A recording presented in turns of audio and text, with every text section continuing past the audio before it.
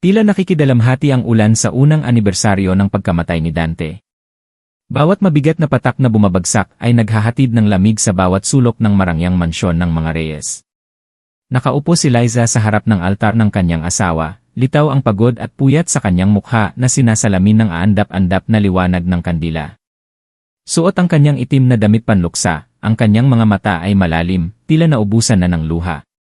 Si Dante Reyes, ang kanyang asawa, ay pumanaw sa isang biglaan at misteryosong aksidente sa sasakyan.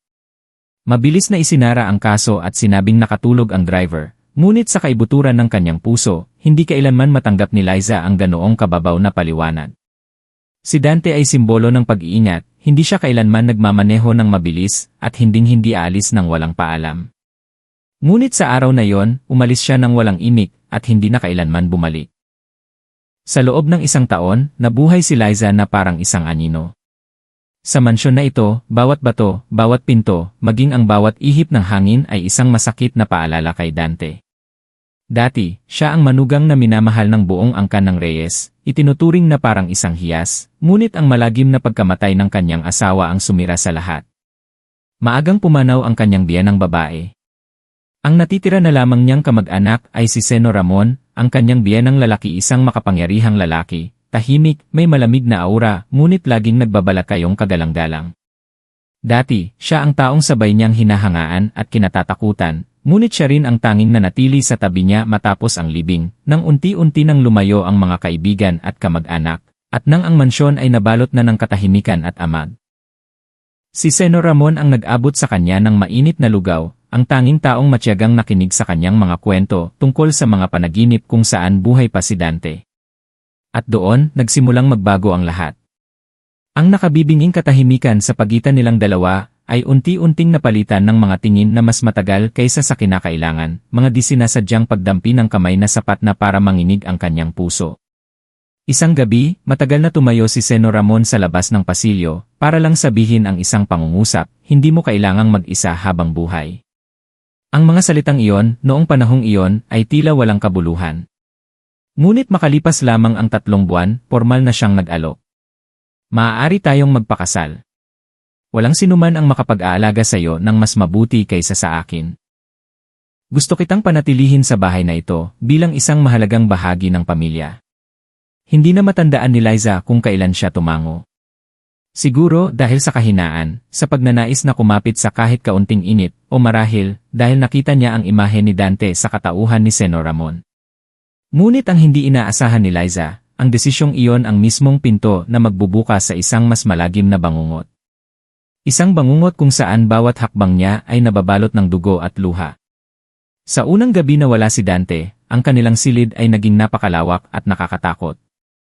Nanginginig na nakahiga si Liza sa kanilang kama, kung saan ang dating puting-puting kumot ay nababalot na ngayon ng alikabok ng pagkawala. Ang lahat ng gamit ay naroon pa rin, buo. Ang relo ni Dante ay nakapatong sa estante, ang paborito niyang polo ay nakasabit pa sa pinto. Ang lahat ay tila isang desperadong pagtanggi sa katotohanan na ang may-ari ng mga ito ay nakahimlay na sa ilalim ng malamig na lupa. Ang bawat tunog ng orasan sa dingding ay parang isang patalim na humihiwa sa kanyang isipan. Ang ngiti ni Dante ay sumagi sa salamin ng sasakyan, bago ang trahedya na kumuha sa lahat. Bigla, isang mahinang katok sa pinto. Napabalikwas ng bangon si Liza. 1:00 ng umaga, sino kaya yon? Nanginginig ang kamay niyang hinawakan ang pinto. Pagbukas niya, isang mahaba at madilim na pasilyo lamang ang bumungad sa kanya, na may andap-andap na dilaw na ilaw. Umihip ang hangin mula sa bintana, bahagyang gumalaw ang kurtina, na parang isang kamay ng multo na kumakaway. Nakakabinging katahimikan. Bumalik siya sa loob, isinara ang pinto. Kaluskos. Kaluskos. Kaluskos. Sa pagkakataong ito, ang tunog ay nagmula sa aparador. Tila pinipiga ang kanyang puso, ang hangin sa silid ay bumigat. Dahan-dahan siyang lumapit, nanginginig na binuksan ang pinto. Walang laman. Tanging ang larawan ng kasal nila ni Dante ang nakahandusay sa sahig, basag ang salamin na may isang malupit na hiwa sa mukha nito. Isang matulis na piraso ng salamin ang humiwa sa kanyang kamay, at tumulo ang sariwang dugo sa sahig. Sino ang maaaring pumasok dito? Ang larawan ay laging nakatago sa nakakandadong aparador. Pagkagising niya, sumisikat na ang araw, at ang silid ay bumalik sa kakaibang normalidad. Walang katok, walang dugo, walang basag na larawan. Ang tanging nawawala ay ang litratong itinago niya sa kahon, wala na itong bakas. Lumabas si Liza sa balkonahe at huminga ng malalim. Ang malamig na hangin ng umaga ay may dalang amoy ng sampagita mula sa hardin.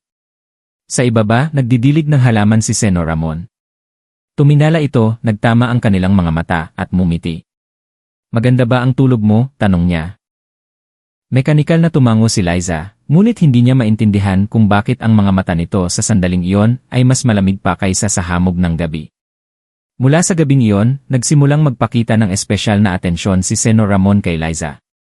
Sa simula, maliliit na bagay lamang, pagluluto ng lugaw, pag-aakyat ng gamot sa kanyang silid, pagtitimpla ng mainit na gatas bago matulog. Sa isang malumanay na boses, sinabi niya, lahat ng ama ay gustong makatulog ng mahimbing ang kanilang anak na babae. Hindi na malaya ni Liza, nagsimula na siyang tawaging ama. Tuwing umaga, hinihintay siya nito sa hapagkainan, at magiliw na nagtatanong, napapanaginipan mo pa ba si Dante? May naririnig ka pa bang kakaibang ingay? Pagkatapos ng matinding sakit, ang tahimik at maalalahaning presensya ni Senor Ramon ang naging tanging sandalan niya. Ngunit mayroong mali. Isang beses, bahagya lamang umubo si Liza sa kalagitnaan ng gabi, at wala pang isang minuto, lumitaw na si Senor Ramon. "May kutob akong hindi maganda ang pakiramdam mo." Nagulat siya, paano nito nalaman? Magkalayo ng isang palapag ang kanilang mga silid. Sa ibang pagkakataon, paglabas niya ng banyo, naghihintay na ito sa labas ng pinto na may dalang isang basong gatas. "Narinig kong nadulas ka." Nagsimulang mag-ingat si Liza. Ang banayad na pag-aalaga nito ay may kasamang pakiramdam na nakakasakal, na para bang bawat hakbang at hininga niya ay binabantayan, hindi na kanya. Isang gabi, inanyayahan siya nitong maghapunan sa silid-aklatan, ang lugar na paboritong-paborito ng kanyang yumaong asawa. Mga kumikinang na kandila, malamyos na musika, at ang lahat ng pagkain ay paborito ni Dante. Tinitigan siya ni Senor Ramon at biglang nagsalita, "Liza, alam mo ba? Mula nang pumasok ka sa bahay na ito, para akong nabuhay muli." "Ano po ang sinasabi ninyo, ama? Alam kong kakaiba ito pakinggan, ngunit ayaw ko nang maging ama lamang. Gusto kong maging masaya ka, higit kaninuman." Tumayo si Liza, "Ama, paumanhin po. Hindi mo kailangang umalis." Biglang nagbago ang boses nito. "Ang bahay na ito ay sayo, at ako rin." Tumalikod siya, ang puso niya'y kumakaripas. Ngunit bago umalis, lumingon siya. Nakaupo pa rin ito roon, ang mga matay nagniningning sa dilim, parang isang mabangis na hayop na naghihintay. Noong gabing iyon, ang nawawalang larawan ng kasal ay biglang lumitaw sa ulunan ng kanyang kama. Ang mukha ni Dante ay may hiwa, na may mga tuyong bakas ng dugo. Sinabi sa kanya ng kanyang kutob, mula sa araw na ito, hindi na siya isang nagdadalamhating biyuda. Siya ay naging biktima sa isang malupit na laro, at ang nagpapatakbo nito ay ang lalaking tinawag niyang ama.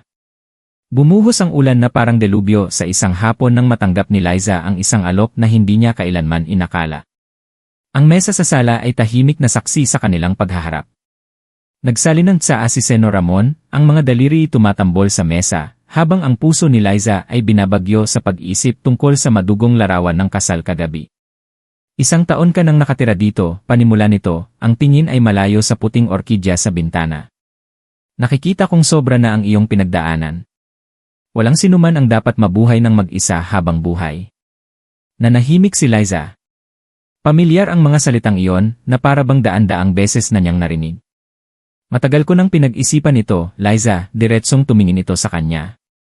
"Bata ka pa, maganda. Kung mananatili kang ganito, walang sinuman ang makakaprotekta sa'yo. Gusto kitang ipakasal, ngunit hindi sa ibang tao." Bumigat ang hangin. "Kanino?" "Sa akin." Tila huminto ang tibok ng kanyang puso. Ang buong paligid ay lumiit, ang tunog ng ulan sa labas ay naging isang pamilyar na tunog mula sa impyerno. Tinitigan siya ni Liza, naghahanap ng anumang senyales ng isang masamang biro. Ngunit ang mga mata ni Senor Ramon ay seryoso, isang lamig na tumatagos hanggang buto. "Maaari kang tumanggi," dahan-dahan niyang sinabi. "Ngunit isipin mong mabuti, wala ka ng ibang mapupuntahan. Walang sinuman sa iyong mga kamag-anak ang gustong kumukop sa isang biyuda. Ang bahay na ito lamang ang lugar kung saan ka maaaring manatili." Mapoprotektahan kita, mamahalin, at pati na rin ang magiging anak natin. Ang huling pangungusap ay parang isang patalim na pumutol sa manipis na hibla ng moralidad sa kanyang isipan. Kababaliwan ito. Ito ang katotohanan, sagot nito kalmado pa rin. Mayroon kang 3 araw. Kung papayag ka, magkakaroon tayo ng isang simpleng kasal. At kung hindi, aayusin ko ang lahat. Hindi ka na mananatili dito. Ang bahay na ito, ang mga ari-arian, lahat ay hindi na magiging iyo. Umatras si Liza, ang mga matay puno ng takot. Ang lalaking nasa harapan niya ay hindi na ang kanyang biyenan. Siya ay isang manipulator, isang halimaw na handang gawin ang lahat para makuha ang gusto niya. Nang gabing iyon, sinubukan ni Liza na mag-empeke, ngunit nakakandado na ang gate. Walang signal ang telepono. Putol ang linya ng landline. Nawala ang computer. Dumaan si Senor Ramon at malamig na sinabi, huwag kang magmadali. Hihintayin ko ang sagot mo sa Martes ng gabi. 3 araw. 3 araw para magpasya kung ililibing ang sarili sa pangalawang hukay, sa tabi ng isang taong mas nakakatakot pa kaysa sa pinakamasamang bangungot. Isinuot ni Liza ang puting damit pangkasal, ngunit sa pagkakataong ito, hindi na ito simbolo ng pag-ibig, kundi isang magandang ngunit walang buhay na sapot. Maputla ang kanyang mukha, malalim ang mga mata dahil sa mahabang gabi ng pakikibaka. Pagkatapos ng 3 araw ng pagkakakulong, naunawaan ni Liza ang isang bagay, wala na siyang ibang pagpipilian. Ang kasal ay ginanap sa katahimikan, na may ilang malalapit na kamag-anak lamang, mga taong sanay na sa pagiging diktador ni Senor Ramon at hindi nangahas magtanong. Walang musika, walang bulaklak, tanging amoy lamang ng insenso, at isang malamig na katahimikan na bumabalot sa mansyon. Bawat bato ay tila nagpipigil ng hininga, saksi sa isang trahedyang binihisan ng isang seremonya. Pagpasok sa sala, tumingala si Liza at diretsong tiningnan ang lalaking naghihintay. Si Senor Ramon, sa kanyang itim na suit, ay kalmado na parang dumadalo lamang sa isang pulong ng pamilya. Hinawakan niya ang kamay ni Liza at marahang pinisil. Magiging maayos din ang lahat, bulong niya, na parang pinapakalma ang isang bata. Hindi sumagot si Liza. Ang lahat ay nangyari na parang isang masamang dula. Pinirmahan ang marriage certificate, nanginginig at magulo ang sulat kamay ni Liza. Ang kanyang pangalan ay nasa tabi ng pangalan nito 2 tao, 2 henerasyon pinagdugtong ng isang piraso ng papel na walang pinagkaiba sa isang habambuhay na sentensya. Pagkatapos ng seremonya, dinala siya nito sa isang bagong silid, isang silid na nasa malayong sulok ng mansyon, na nakakandado sa loob ng 10 taon. Ito ang silid ng ina ni Dante, sabi nito, ang boses ay kasinggaan ng hangin. Dito mismo siya namatay. Ang silid ay puno ng alikabok, ang mga lumang gamit ay naroon pa rin. Pakiramdam niya ay may isang anino na nakatayo sa likod ng kurtina, pinagmamasdan ang bawat kilos niya. Pagsapit ng gabi, nakahiga si Liza sa kama, dilat na dilat ang mga mata. Sa labas, ang mga yapak ni Senor Ramon ay maririnig, at huminto ito sa tapat mismo ng pinto. Hindi ito pumasok, sinabi lamang sa siwang ng pinto, ngayong gabi, hahayaan kitang magpahinga. Ngunit simula bukas, inaasahan kong tatanggapin mo ako. Bilang isang tunay na asawa. Nanatiling nakasara ang pinto, ngunit alam ni Liza, mula ngayon, wala na siyang atrasan, at ang silid kung saan namatay ang kanyang biyenan ay naging kanyang silid pangkasal. Pagkatapos ng kasal, opisyal nang naging asawa ni Senor Ramon si Liza. Ngunit hindi ito isang bagong buhay, kundi isang muling pagsilang sa isang ginintuang hawla. Itinuring siya ni Senor Ramon bilang isang tunay na asawa, inaalagaan, kinakausap, isinasama sa mga paglalakad, at ipinakikilala pa sa mga kasosyo bilang tunay na may bahay. Ang lahat ay perpekto, ngunit peke. Sa unang gabi sa silid ng kanyang dating biyenan, hindi makatulog si Liza. Nakasandal siya sa pader, ang mga matay nakatutok sa lumang salamin. Sa tuwing sumusulyap siya, nakikita niya ang anino ng isang babaeng nakasuot ng puting seda, nakatayo sa likuran niya. Sa ikatlong gabi, nagsimulang mag-crack ang peking kapayapaan. Isang tunog ng piano ang umalingaw mula sa sala ng 2:00 ng umaga. Isang pamilyar na himig, ang himig na tinutugtog ni Dante para sa kanya, ang kantang sinabi niyang tutugtugin niya sa araw ng kapanganakan ng kanilang unang anak. Kumabog ng mabilis ang puso ni Liza. Bumaba siya, ngunit walang tao. Bahagyang nakabukas ang takip ng piano. Ipinatong niya ang kanyang kamay sa mga teklado na kasing lamig ng yelo. Bigla, isang tikaluskos ang narinig niya mula sa kanyang likuran. Sa mesa, may isang piraso ng puting tela na naninilaw na may borda ng gumamela. Agad itong nakilala ni Liza.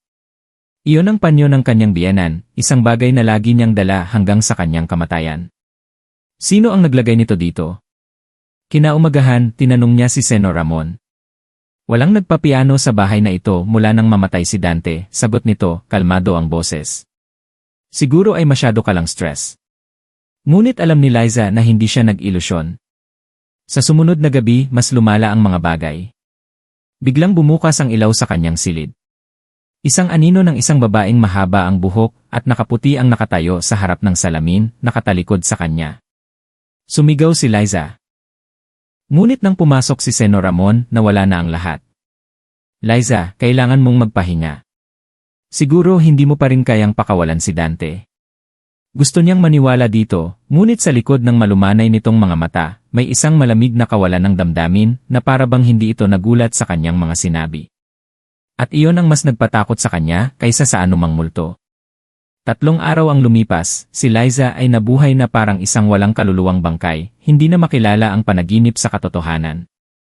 Isang umaga, habang nililinis ang aparador ng kanyang biyenan, aksidente niyang natuklasan ang isang lihim na kahon.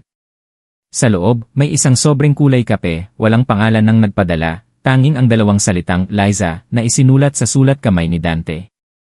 Nanginginig ang kanyang mga kamay habang binubuksan ang sulat, Liza, kung makita mo ang sulat na ito, ibig sabihin ay wala na akong oras.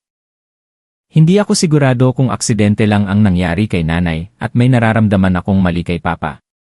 Kung may mangyari sa akin, hanapin mo ang EFSD na nakatago sa likod ng painting sa opisina ni papa. Huwag mong hahayaang makuha ito ng iba. At Liza, pakiusap, huwag kang manatili dito kung may pagkakataon ka. Biglang natapos ang sulat. Niyakap ni Liza ang sulat, bumuhos ang kanyang mga luha. Alam ni Dante. Pinaghihinalaan niya ang sarili niyang ama. Naalala niya ang lahat, ang mga tingin ni Senor Ramon, ang katotohanang lagi nitong alam kung nasaan siya, ang mga pagkakataong kusang bumubukas ang pinto, at ang mismong silid na ito, kung saan biglang namatay ang kanyang biyenan dahil sa atake sa puso. Hindi wala ng pagkakataon. Nang gabing iyon, umupo siya sa hapagkainan, nagpapanggap na tumatawa. Ngunit sa kanyang isipan, isang plano ang nabubuo. Sa kalagitnaan ng gabi, habang mahimbing na natutulog si Senor Ramon, pumasok si Liza sa kanyang opisina, isang bawal na lugar. Natagpuan niya ang painting ng Bougainvillea, at sa likod nito, isang itim na VSE. Sakto sa sandaling iyon, isang malamig na boses ang narinig niya mula sa likuran, anong ginagawa mo sa opisina ko, Liza? Naroon si Senor Ramon, hindi galit kundi may nakamamatay na lamig. Hindi ako makatulog, gusto ko lang sanang maghanap ng ilang dokumento ni nanay. Nagkaharap silang dalawa, at sa pagitan nila ay ang maliit na VSE, ang susi na magbubuka sa pinto ng impyerno. At alam ni Liza, kung hindi siya mag-iingat, isa na namang iaksidente ang mangyayari sa bahay na ito. Buong gabing hindi nakatulog si Liza. Nakaupo siya sa banyo, nakakandado ang pinto, bukas ang gripo para takpan ang ingay, at nakatutok ang mga mata sa screen ng laptop. Ang EFSI na ipinagpalit ni Dante ng kanyang buhay ay tahimik na nakalagay sa tabi niya. Isinaksak niya ito. Isang folder lamang ang lumitaw, huwag buksan hanggat hindi handa. Wala nang ibang pagpipilian. Isang video ang nagsimulang mag-play. Nanginginig ang kuha, ngunit malinaw na si Dante yon, nakaupo sa kotse, tensyonado ang mukha. Kung pinapanood mo ito, ibig sabihin ay wala na akong paraan para protektahan ka. Liza, hindi ang ama ko ang taong inaakala mo. Kinokontrol niya ang lahat, maging ang pagkamatay ni nanay. Bahagyang nag-glitch ang video. Hindi inatake sa puso si nanay. Sinabi niya sa akin na pinaghihinalaan niyang may ibang babae si papa. Makalipas ang 1 linggo, namatay si nanay. Nahanap ko ang paunang resulta ng autopsy, walang history ng sakit sa puso si nanay. Ngunit sinira ang orihinal na kopya. Nakuhanan ko ng litrato ang isang kopya, nasa kabilang folder. Habang mas nananahimik ka, mas lalo siyang pumapasok sa buhay mo. Ang paraan ng pag-aalaga niya sa iyo. Hindi iyon pagmamahal ng isang pamilya, iyon ay pag-aari. Natatakot ako na isang araw, gagawin kanyang kapalit ni nanay. Yumuko si Dante, nanginginig ang boses. Kung mamatay ako sa isang aksidente, pakiusap, huwag kang maniwala. Ibigay mo ang ngikesi na ito kay Carlos, ang best friend ko. Alam niya ang gagawin. Nagtapos ang video sa isang nakakabinging tunog ng banggaan. Natulala si Liza. Binuksan niya ang kabilang folder. Isang file ng larawan ng lumitaw, ang resulta ng autopsy ni Isabel Reyes, ang ina ni Dante. Ang huling tala, walang nakitang pinsala sa coronary artery. Hindi matukoy ang sanhi ng kamatayan. At isang maliit na detalye ang nagpahinto sa kanyang puso, ang selyo ay binura at pinalitan ng sulat kamay, huwag pansinin na verify sa loob. Sa loob, ibig sabihin, may isang taong may kapangyarihan ang nakialam. Isinara ni Liza ang laptop at niyakap ito. Sa labas ng pinto, narinig ang mabibigat na yapak. Liza, ayos ka lang? Bakit nakakandado ang pinto? Malambing ang boses ni Senor Ramon, ngunit sa ilalim nito ay may nakatagong mga tinik. Mabilis niyang pinunasan ang kanyang mga luha at tumingin sa salamin. Pagod ang mukha, ngunit nagbago na ang kanyang mga mata. Ang huling hibla ng tiwala ay tuluyan ng nasira. Mula sa sandaling ito, bawat hakbang, bawat salita niya ay isang sugal sa buhay. Dahil si Senor Ramon ay hindi lamang isang asawa. Siya ang pumatay sa sarili niyang asawa, at malamang, siya rin ang pumatay sa sarili niyang anak. Si Aling Flora, ang pinakamatandang kasambahay sa pamilya Reyes, ay isang anino na hindi kailanman pinansin ni Liza.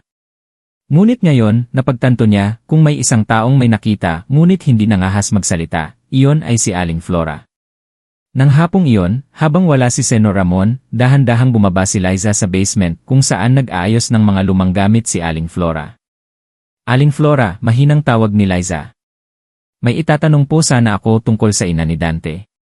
Huminto ang mga kamay ng kasambahay, ang mga matay puno ng pag-ingat. Gusto ko lang malaman paano. Talaga namatay si NJ, Isabel. Matagal na nanahimik ang matanda bago niya hinila si Liza para maupo.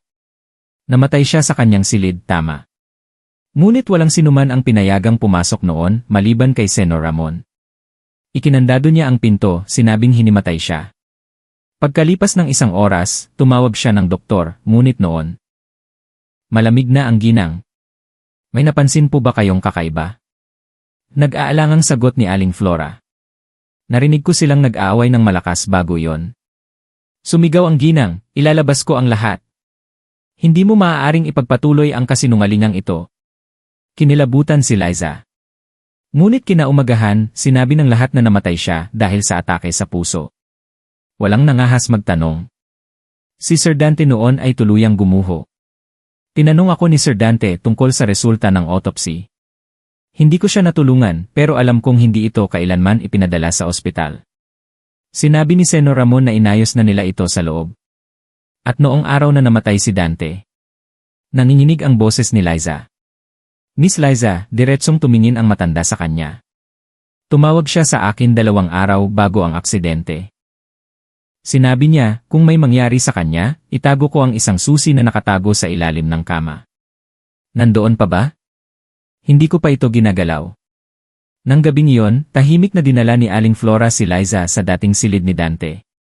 Sa ilalim ng maalikabok na kama, may isang maliit na susi na nakatali sa isang asul na sinulid, ang paboritong kulay ni Dante. Alam ko na, bulong niya. Naghanda siya. Bago umalis, isang pangungusap lang ang sinabi ni Aling Flora, Miss Liza, kung pipiliin mong magpatuloy, huwag kang mag-isa. Natatakot ang mga tao sa bahay na ito kay Senor Ramon, ngunit hindi dahil sa kanyang kapangyarihan. Hindi pa man nabubuksan ng susi ang bagong pinto, nagsimula nang magsara ang kalayaan sa isipan ni Liza.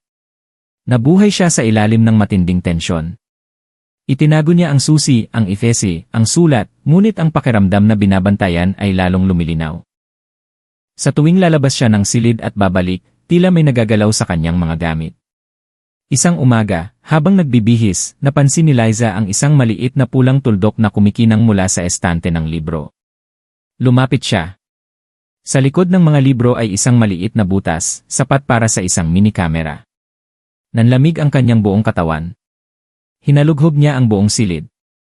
Sa likod ng salamin, sa ilalim ng peking halaman, sa ibabaw ng ilaw sa tabi ng kama. 3 mini camera, perpektong nakatago. Ang tanging taong maaaring gumawa nito ay si Senor Ramon. Tahimik niyang tinanggal ang bawat isa at itinago. Kailangan niya ng mas maraming oras. Nang hapong iyon, kaswal niyang tinanong ang kusinera, may pinapaayos po ba tayo sa bahay kamakailan? Umiling ang kusinera. Siguro nagpapasok si sir ng ibang tao, pero tuwing mayroon, pinapalabas niya kami at kinakandado ang pinto, ayaw niyang may makakita. Nang gabing iyon, sinubukan ni Liza na buksan ang laptop na madalas gamitin ni Senor Ramon. Ang password ay ang kaarawan ni Dante, isang malupit na kabalintunaan. Sa loob, naka-install ang isang remote monitoring software. Isang listahan ng mga kamera ang lumitaw, ang kanyang silid, banyo, pasilyo, at maging ang silid pangkasal na ito. Nakita niya ang sarili sa isang maliit na screen, nakaupo doon, natataranta habang tinitingnan ang sarili. Hindi na siya nakatira sa isang bahay. Nakatira siya sa isang entablado, at si Senor Ramon ang direktor. Bawat emosyon, bawat patak ng kanyang luha ay isang palabas na pinapanood nito gabi-gabi. Kinaumagahan, biglang ipinatong nito ang kamay sa kanyang balikat. Maganda ba ang tulog mo kagabi? Napakalamig ng boses nito. Sinubukan ni Liza nang umiti. Napakasarap, ama. Ngunit sa kanyang isipan, isang sigaw lamang ang naririnig, huwag mong ipaalam sa kanya na alam mo na. Ang resulta ng pregnancy test ay nagpakita ng dalawang matingkad na pulang linya, parang dalawang hiwa sa puso ni Liza. Nanigas siya sa banyo, parang naging bato. Buntis. Hindi sa panahong ito, hindi sa lugar na ito, at hindi sa lalaking iyon. Nag-umpukan sa kanyang isipan ang mga imahe, ang malamig na tingin nito, ang mga nakatagong kamera, ang huling habilin ni Dante, at ngayon, isang munting buhay na nabubuo sa kanyang sinapupunan. Gaano na siya katagal na buntis? Hindi niya alam. Mula nang ikasal sila, nabuhay siya sa patuloy na takot. Napaupo siya sa sahig, hawak ang tiyan. Kaninong anak ito? Anak ni Senor Ramon. Kung gayon, ito ang bakas ng isang masamang kasal, ang huling tanikala na magtatali sa kanya sa impyernong ito. Ngunit ito rin ay bahagi niya, isang buhay, ang tanging bagay na hindi pa nahahawakan ng kamay ng taong iyon. Tumayo siya at itinago ang test kit. Ngunit paglabas niya, naroon si Senor Ramon na parang naghihintay. Huli kang nagising ngayon. Dumapo ang tingin nito sa kanyang tiyan, na parabang alam na ang lahat. Hindi maganda ang pakiramdam ko. Tatawag ako ng doktor. Hindi na kailangan. Ngumiti ito, isang ngiti na nagpatindig ng kanyang mga balahibo. Alam mo ba, kagabi na naginip ako ng isang bata. Tinawag niya akong ama at tinawag kanyang ina. Nanlamig ang buong katawan ni Liza. Siguro ay isang magandang pangitain pagpapatuloy nito. Kung may maganda kang balita, iyon ay isang biyaya mula sa langit. Mula sa araw na yon, nagsimula siyang alagaan nito ng mas maigi. Espesyal na pagkain, gatas para sa buntis tuwing umaga. Pinagbakasyon niya ang mga kasambahay para matahimik si Liza. Ganap na siyang nakulong. Siya ang sentro ng bahay, hindi bilang isang ginang, kundi bilang isang buhay na sanggol na inaalagaan sa isang salamin na hawla. Tuwing gabi, hahaplusin nito ang kanyang tiyan habang nagpapanggap siyang tulog, bumubulong ng mga kakaibang salita. Babaguhin mo ang lahat. Ikaw ang simula ng isang bagong dinastya. Nakahiga si Liza, tahimik na tumutulo ang luha sa unan. Ang sanggol na ito ay isang buhay na ebidensya ng isang krimen. Ngunit kasabay nito, ito rin ang kanyang huling pag-asa. Dahil sa kanya, kailangan niyang mabuhay. Dahil sa kanya, kailangan niyang lumaban. Nang gabing iyon, tahimik niyang kinuha ang susi na iniwan ni Dante. Maliit, luma, ngunit ngayon ito na ang susi para mabuhay. Anak, bulong niya sa kanyang tiyan.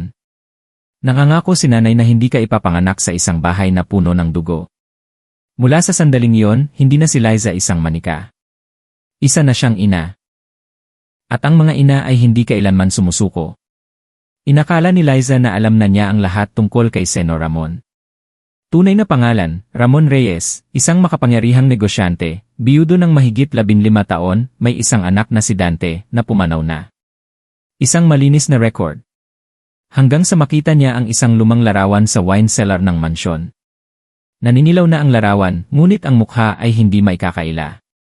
Si Senor Ramon, ngunit may ibang pangalan na nakasulat sa likod, Mateo Castillo, Cebu Normal University, Class of 1984. Mateo Castillo. Binalikan ni Liza ang lahat ng dokumentong nakopya niya. Lahat ay nakapangalan kay Ramon Reyes. Walang anumang nabanggit tungkol sa pangalang iyon. Sinaliksik niya ang mga public records. Lumitaw ang pangalang Mateo Castillo, ngunit may pulang tala, nagpalit ng pangalan noong 1995. Dahilan, pansamantalang nawala, hindi alam ang dahilan.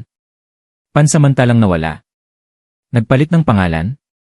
Isang makapangyarihang tao ang dating nawala sa sistema ng batas. Mas malalim niyang sinaliksik.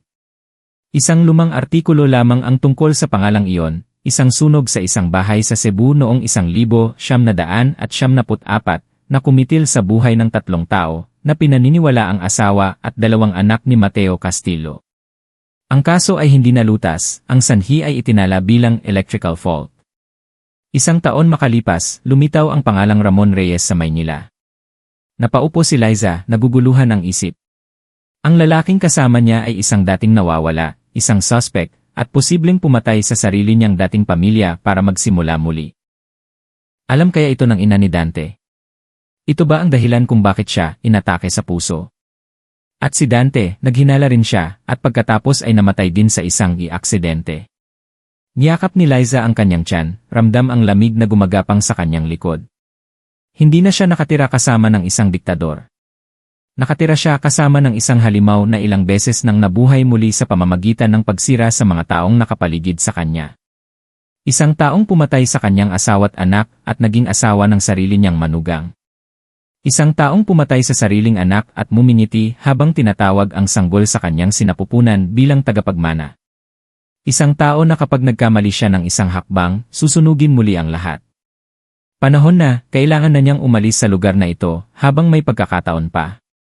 Si Carlos, ang tanging matalik na kaibigan ni Dante, ay nag-aral sa Australia at doon na nanirahan. Mula sa BSc, nakahanap si Liza ng isang naka-encrypt na email. Nang ma-decode niya ito, nakita niya ang mga salitang, kung nababasa mo ito, mag-email sa Carlos, Reyes 1970@email.com.t. Agad siyang nagpadala ng isang linya, sinabi sa akin ni Dante ang tungkol sa kanyang mga takot. 1 oras lamang ang lumipas, may tugon, ikaw ba si Liza? Hintayin mo ako. Huwag kang magsabi kahit kanino.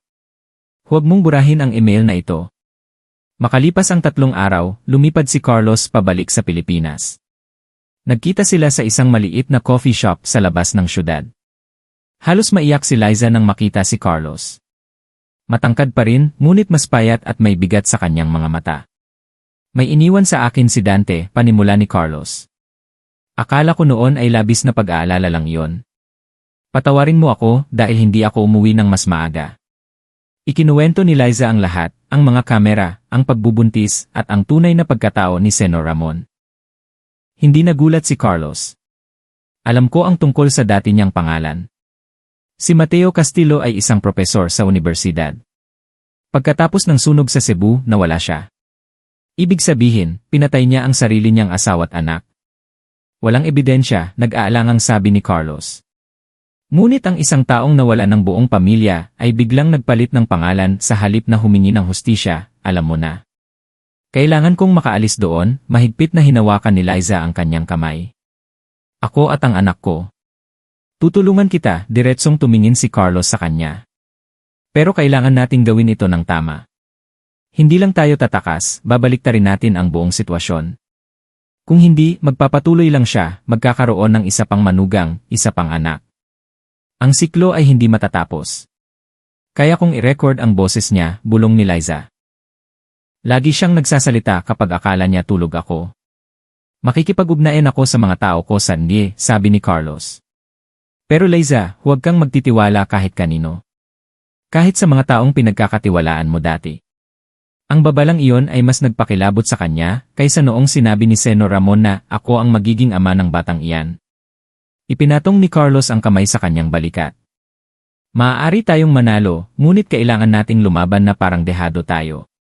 Mula sa sandaling iyon, alam ni Liza na nagsimula na ang laro. Ngunit hindi niya alam, may isa pang tao na napansin na nawawala na ang Jesse.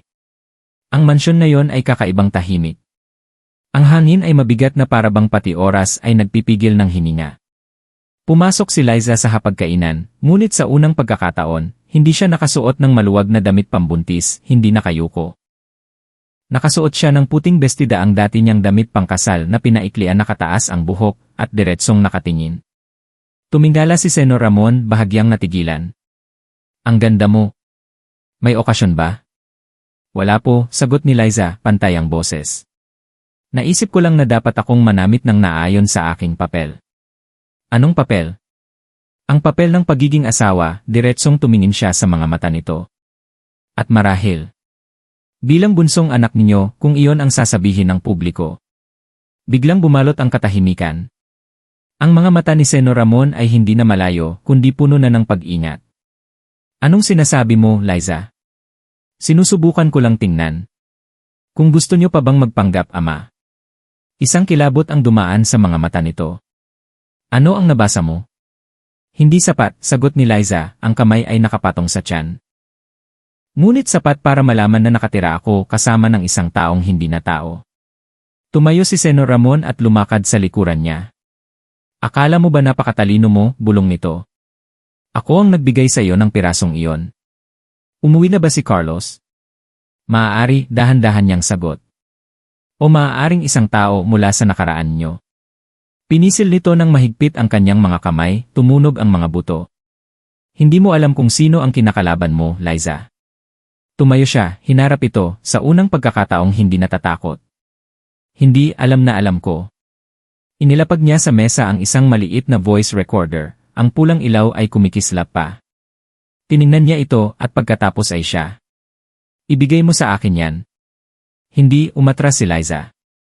Gusto ko lang malaman niyo, mula ngayon, bawat salita niyo ay maaaring maging ebidensya.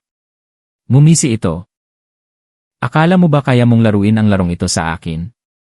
Yumuko si Liza, ipinatong ang kamay sa tiyan, ang instinct ng isang ina ay lumabas. Hindi ko kailangang manalo, kailangan ko lang mabuhay. Itinaas nito ang kamay para agawin ang recorder, ngunit sa sandaling iyon, tumunog ang doorbell. Si Carlos, bulong ni Liza. O ang ini, o ang media. Kayo ang bahala kung sino ang gusto ninyong paniwalaan. Nanigas si Senor Ramon. Lumabas si Liza ng silid, hindi lumingon. Hindi na kayo ang nag-iisang direktor ng entabladong ito. Makalipas ang isang linggo, muling nagkita sina Liza at Carlos. Sa pagkakataong ito, sa isang pampublikong lugar, maraming tao, at may AJ. Naglagay si Carlos ng bagong yesu sa mesa. Nakausap ko na ang mekaniko sa talyer na pinupuntahan ni Dante. Nabayaran siya. At, pigil hiningang tanong ni Liza. Manual na pinutol ang preno ng kotse ni Dante. Ang nag-utos sa kanya ay sa telepono, isang pamilyar na boses. Pinatugtog ni Carlos ang isang recording. Isang boses ng lalaki ang umalingaw-ngaw, gawin mo lang ang sinabi ko. Pagkatapos, umalis ka ng syudad, ako na ang bahala sa mga papeles. Kinilabutan si Liza. Ang boses na yon, napakapamilyar. Siya nga, tumango si Carlos. Wala nang duda, pinatay niya si Dante. Isang galit ang umakyat sa kanyang dibdib. Lahat ng pag-aalala nito matapos mamatay ang kanyang asawa ay naging mga hindi nakikitang patalim. Ipinadala ko na ang ebidensya sa investigation team, bumulong si Carlos. Ngunit hindi sapat para arestuhin siya. Malakas ang koneksyon niya. Kung mapapaamin mo siya, kahit ilang salita lang, dodoble ang tsansa natin. Nang gabing iyon, nagpanggap si Liza na pagod at hindi naghapunan. Nag-akyat si Senor Ramon ng lugaw. Galit ka ba sa akin? Nakokonsensya lang ako, mahinang sabi ni Liza. Dahil kung hindi ko pinigilan si Dante na umalis noong araw na yon. May nalaman ka na, hindi ba? Ibinaba ni Senor Ramon ang kutsara. Ang alam ko lang, sabi ni Liza, ang tanging taong may motibo para pigilan si Dante na imbestigahan ang pagkamatay ng kanyang ina, ay ang taong nakaligtas sa parehong trahedya. Nanigas ang hangin. Si Dante, bumuntong hininga ito sa dilim. Masyadong kamukha ng ina niya. Mapaghinala, iniisip na totoo ang hustisya. Ganoon ka rin pagpapatuloy nito. Pero mas matalino ka. Alam mo kung kailan dapat manahimik. Binuksan niya ang ilaw sa tabi ng kama. Sa mesa, tahimik na kumikislap ang maliit na recorder. Dahil alam mo na, dapat mong maintindihan, sabi nito bago umalis. Sa larong ito, ang nakakaligtas ay hindi ang tama, kundi ang taong alam kung kailan magsasalita, at kung kailan mananahimik. Nang magsara ang pinto, napaluhod si Liza sa sahig, hawak ang tiyan. Dante, nangangako akong hindi masasayang ang pagkamatay mo. Matapos ang gabing matagumpay na nairecord ang malabong pag-amin ni Seno Ramon, alam ni Liza na isang piraso na lang ang kulang. Ang bagay na ikinamatay ng kanyang biyenan. Hanggang sa tahimik na nag-abot sa kanya si Aling Flora ng isang piraso ng papel, ang estatwang porselana sa silid dasalan. Huwag hayaang palitan. Mag-ingat. Nag-antay si Liza hanggang hating gabi at pumasok sa silid dasalan. Sa gitna ng altar, sa tabi ng mga urn ni Dante at Isabel, ay isang estatwa ni Kuan Yin na gawa sa puting porselana. Maingat niyang itinaas ang estatwa. Sa ilalim nito ay may maliit na bitak. Marahan niyang inikot ito at isang bilog na takip ang bumukas. Sa loob ay isang maliit na rolyo ng papel na nakatali sa isang kupas na pulang sinulid. Ang nanginginig na sulat ng isang babaeng nabubuhay sa takot ay lumitaw, isinulat ko ito para mabuhay. Kung mamatay ako, maniwala kayo, hindi ako nagpakamatay, hindi ako inatake sa puso. Natatakot ako sa asawa ko. Hindi na siya si Mateo. Iba na siyang tao. Pagkatapos ng sunog sa Cebu, nagpalit siya ng pangalan ng pagkatao. Naghihinala si Dante. Natatakot akong mamatay kaming mag-ina. Kung sino man ang makakita sa sulat na ito, pakiusap, iligtas ninyo ang manugang ko. Siya na lang ang natitirang makakatakas. Nanginginig na binitiwan ni Liza ang rolyo ng papel. Alam ni Isabel at naghanda siya. Tumalikod siya para umalis, ngunit isang boses ang narinig niya mula sa likuran.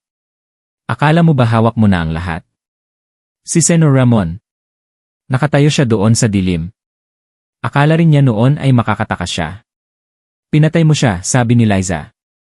At papatayin mo rin ako. Ngumiti si Seno Ramon. Patayin? Wala akong pinatay. Sila lang ang naglagay sa sarili nila sa maling katapusan. Paano si Dante, sigaw niya. Sa mga mata nito ay may purong paghamak. Hindi sapat ang lakas ni Dante. Pinili niyang kalabanin ang sarili niyang dugo. Hinayaan ko lang siyang mawala bago niya sirain ang pamilyang ito. Ang anak mo, ang asawa mo at ngayon ako. Lahat kami ay mga piyesa lang sa laro. At ako ang manlalaro, sagot nito. Pero hindi mo alam, sabi ni Liza, malapit nang matapos ang larong ito. Dahil sa kabilang silid, nakabukas na ang recorder, at si Carlos ay nakikinig sa buong pag-uusap sa pamamagitan ng earphones. Pagkaalis sa silid dasalan, bumalik si Liza sa kanyang kwarto at ikinandado ang pinto. Inilagay niya ang rolyo ng papel ni Isabel, ang ESC, at ang recorder sa mesa. 3 piraso ng isang krimen na tumagal ng 2 dekada. Wala na siyang luha para umiyak, isang bagay na lang ang nasa isip niya, kung paano mabuhay. Tumawag si Carlos pagkatapos noon. Ngayon o hindi kailanman, ikaw ang pumili. Nakapili na si Liza. Pinili niyang hindi mamatay tulad ni Isabel, hindi mawala tulad ni Dante. Ang plano ay binuo sa loob ng isang gabi. Paglilin lang, nagpanggap si Liza na nasisiraan ng loob para lumuwag ang pagbabantay ni Seno Ramon. Pagpapadala ng ebidensya, araw-araw, lihim niyang ipinadadala ang bawat piraso ng ebidensya sa isang ligtas na email na ginawa ni Carlos. Paghahanap ng daan palabas, natuklasan niya na tuwing 3:17 ng umaga, nagre-restart ang sistema ng kamera sa loob ng 2 minuto isang pagkakataon. Paglikha ng aksidente, nagpanggap siyang nahulog sa hagdanan para makita ng doktor, at nakuha niya ang personal na numero ng isang batang nurse na may mabuting puso. Paghahanda, isang maliit na backpack na naglalaman ng pera, gamot, reserbang telepono, at isang hard drive na may lahat ng ebidensya. Noong Sabado ng gabi, alam niyang handa na si Carlos. Isang sasakyan ang maghihintay sa likod ng hardin. 10:43 US, naglagay si Liza ng pampatulog sa alak ni Seno Ramon. Inubos niya ito at mumiti, mabait ka na. 11:55 US, nagsimula na siyang antukin. Inalalayan siya ni Liza sa kanyang silid at ikinandado ang pinto. 12:30 yes, sinira ni Liza ang tubo ng tubig sa banyo, lumikha ng isang problema para malito ang mga gwardiya. 3:15 yes, umakyat siya sa balkonahe ng ikalawang palapag at dumulas pababa sa bubong. 3:17 yes, nagsimulang mag-restart ang mga kamera. 3:18 yes, nawala si Liza sa mansyon. Naghihintay si Carlos sa kotse. Pagpasok niya, wala siyang tinanong, pinaharurot lang ang sasakyan. Hawak niya ang backpack. Sa loob ng backpack ay ang anak ni Dante, ang katotohanan ng isang buong pamilya, at sa unang pagkakataon pagkatapos ng mahabang panahon, malaya siyang nakahinga. Ngunit alam niyang hindi siya titigilan ni Senor Ramon. Habang papalayo ang sasakyan, biglang nagliwanag ang kalangitan sa likuran nila. Nasusunog ang mansyon. Nakaupo si Liza sa kotse, nanginginig pa rin ang mga kamay, nakatingin sa mansyon na nilalamon ng apoy. Siya yon, bulong ni Liza. Alam niyang umalis na ako at sinunog niya ito. Nakaback up na natin ang lahat ng ebidensya, sagot ni Carlos, hindi inaalis ang tingin sa daan. Pero kung nagawa niyang burahin ang lahat ng bakas, lilipat siya sa ikalawang yugto, ang patahimikin ka. At kung mawala ako, pagpapatuloy ni Liza, ang kwento ay magiging tungkol na lang sa isang buntis na nawala matapos magkaroon ng trauma. Tama, tumango si Carlos. Kaya ngayong gabi ang huling gabi. O magsasalita ang hustisya, o lulubog ang lahat magpakailanman. Huminto ang sasakyan sa isang motel sa tabi ng highway, kung saan naghihintay ang isang grupo ng independent journalists. Walang malaking istasyon ng media ang nangahas na kalabanin si Senor Ramon, ngunit ito na ang huling pagpipilian. 1:45 ng umaga, pumasok si Liza sa isang lumang silid, kaharap ang isang laptop, isang kamera, at 3 kabataang may nag-aalab na mga mata. Ikinabit ng isang babaeng naggangalang Maria ang mikropono sa damit ni Liza. Handa na po ba kayo? Tumango si Liza. Ang interview ay live-streamed. Ang larawan ni Dante, ng kanyang biyenan, mga dokumento ng pagpapalit ng pangalan, ang autopsy report, at ang pinakabagong recording kung saan malamig na inamin ni Senor Ramon, hindi sapat ang lakas ni Dante. Hinayaan ko lang siyang mawala. Talaga po bang nabuhay kayo sa impyerno sa buong panahong iyon? Nanginginig na tanong ni Maria. Tumingin si Liza ng diretsyo sa kamera. Nabuhay ako sa isang entablado. At ngayong gabi, sinunog ko ito. Katatapos lang ng livestream, tumunog ang telepono ni Carlos. Isang text, natanggap na namin ang sapat na ebidensya. Hinihiling na pumunta si Miss Liza sa headquarters bukas ng umaga. Maaari kaming magbigay ng emergency protection. Nakahinga ng maluwag si Liza. Ngunit sa sandaling iyon, umalingaw ang tunog ng busina. Isang itim na rigi na walang plaka ang huminto sa pinto. Hindi sila sumusunod, tumayo si Liza, matatag. Nandito siya para burahin ang huling natitirang buhay na piraso. Naghiwa-hiwalay sila. Dinala si Liza sa basement. Pagkaalis niya, isang lalaking naka-gray na suit ang pumasok. 3:59 ng umaga, dinala si Liza sa isang safe house. 4 ng umaga, sumabog ang social media. Ang video ng livestream ay kumalat na parang apoy. At pagsikat ng araw, nawala si Senor Ramon. Ang balitang i-Chairman Ramon Reyes, namatay sa sunog sa mansyon, ay mabilis na kumalat. Walang bangkay, ngunit ang 10 metrong taas ng apoy at ang malabong mga video clip ay sapat na para sabihing patay na siya. Para na siyang multo ngayon, hindi buhay, hindi patay, sabi ni Carlos kay Liza. Ngunit may isang paraan lang para tapusin ang lahat. 3 araw ang lumipas, isang in-memorial service, para kay Ramon Reyes ang ginanap, na si Carlos mismo ang nag-ayos. Mga puting bulaklak, larawan, at isang listahan ng mga bisita na puro makapangyarihan at tapat sa kanya.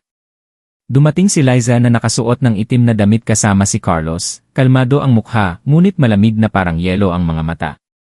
Sa bahagi ng pagbabahagi, umakyat si Carlos sa entablado.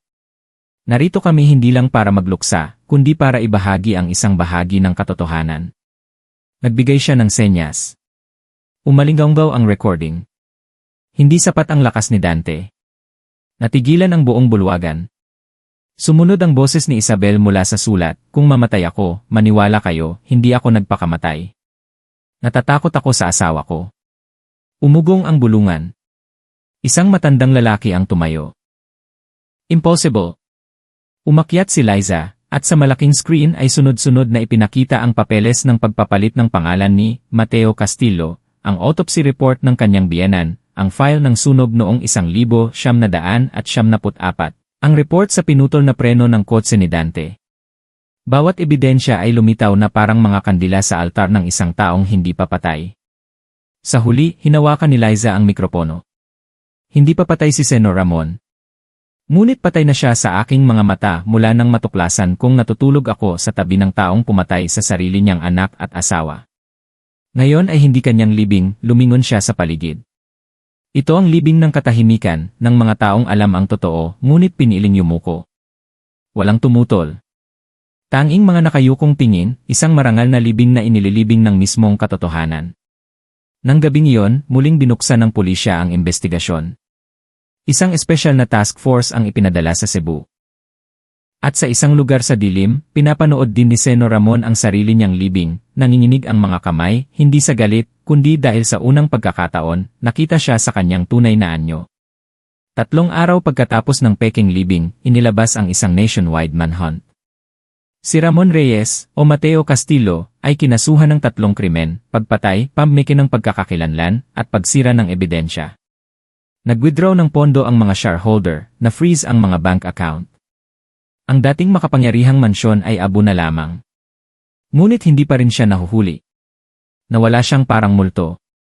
Sa isang maliit na bayan malapit sa hangganan, isang lalaking may puting buhok at balbas ang umupa ng isang kwarto gamit ang pekeng mga papeles.